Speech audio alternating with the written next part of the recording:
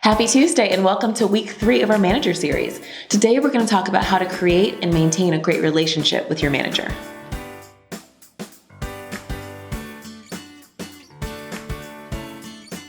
I am here again with Alex Czuleger of the Green Room.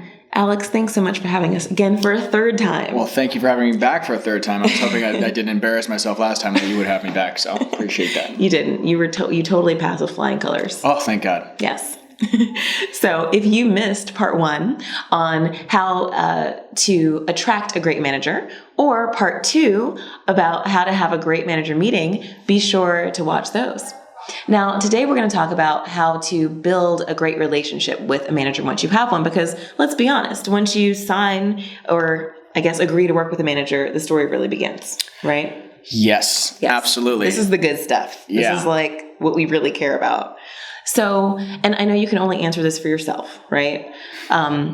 What makes your favorite clients your favorite clients? You know, it sounds stupid and it sounds made up to say that all of my clients are my favorite clients, but all of my clients are my favorite clients. Yeah. I don't reach out to anyone that I don't think we could be very successful with, you know?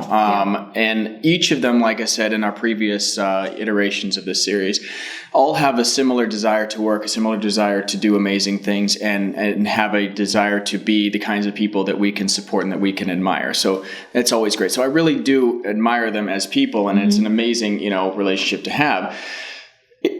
Getting into the maintaining of the relationship, it actually kind of takes care of itself every so often. It's kind of like, you hear a lot of people in their personal lives saying it should be 90% easy and 10% maintenance rather than 90% maintenance and 10% easy, or whoever phrased that better, but you get what I'm saying. I do.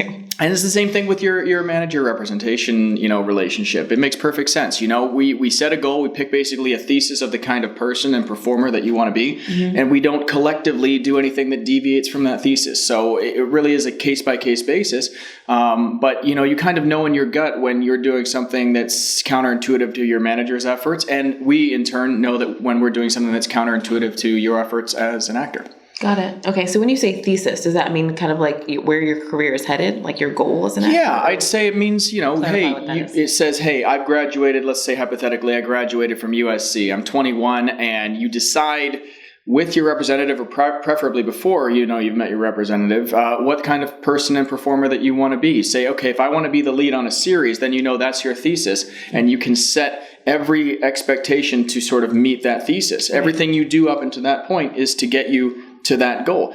Your goals don't have to change. How you get to those goals are going to change on a day-to-day basis. And that's why you do have a manager. Essentially the idea is that we as representatives, specifically managers, are creating the rungs of the ladder that you're climbing to your future success. You just need to, decide what success is going to look like for you and then go after it, because a lot of people decide it and then they don't go after it. And they think they're working hard, but every time you think you're working hard, you can work 10% harder than you're already working.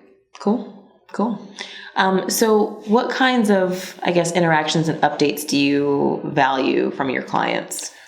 Again, I don't personally sign anyone I wouldn't want to hear from every day. It's common sense. Why would you surround yourself with people that you don't really like or that you don't really admire? But some people do. Some representatives sign from what I would consider a more clinical fashion. Mm-hmm. They say, okay, I need the young black girl, I need the old Mexican guy, I need the white woman, I need whatever. Right. And they don't care who those people are as people. If you wait long enough, you can find people that fit those types, but who are also people that you like. So I don't think there's a generalized way to say, hey, you should only contact your manager once every 2 days. For sure. We're in your opinion, for your clients. But you're saying that you're fine hearing from them pretty regularly. Absolutely. Yeah. Absolutely. On anything that they feel I should be aware of, I always say, send it along to me. I could use it at some point. They may have done a short film shoot over the weekend that's not going to make them or me any money, but maybe it got some great stills that helps me pitch them for a series regular role, whatever it may be. Send it along. If I can't use it then, I can use it later on. Have it. That's awesome. That's cool.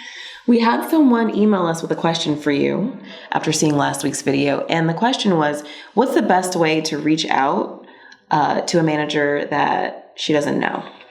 I think generally speaking, you should always go with the most professional choice right off the bat. There are those people who have said, I reached out to so-and-so on Facebook and I got a meeting or whatever it may be. Mm-hmm. Those places are not generally considered to be the more business-friendly types of ways. Send an email basically succinctly saying, this is who I am, this is the proof I have so far, meaning your real resume, whatever it is you have, that I am as good as I can possibly be, and this is why I'd like to take a meeting with you, and say, I leave it in your court. Look forward to hearing from you, and send that out with honesty. One great tip that I can say, we can tell if you copied and pasted the same email to the same representative, or if you are bold enough to BCC us all at the same time. We know you've done it. Don't do that. There is merit to the idea of writing a particular email to a particular person and going through the time and doing it per person. Absolutely. You will get much more results, and frankly, you'll learn a lot from the process as well. Right. Oh, cool. Yeah, we would always advocate being very specific in who you reach out to and having a reason for reaching out to that person and all that kind of stuff. So that would lead to specific personal emails. Absolutely. And not mass emails. And one thing I will say too is that we at the Green Room, we answer every email that's sent to us. Absolutely everyone. We don't represent everyone who sends us an email, but we answer every email because it's common courtesy and common respect to answer an email that was sent to you. So absolutely every single email gets answered. Everything that's sent to me is answered by me, not by an assistant. Doesn't mean you need to deluge me to tomorrow. Yeah, right. So we'll see. But I will answer those emails. And it really makes, even if you're not getting a meeting with with us or a particular management company that you wanted, it does make an impression if you conduct yourself in a professional manner. Something that is of benefit to you will come of it. It really, the juice is always worth the squeeze to conduct yourself in a professional manner, even over the email. We can tell for sure.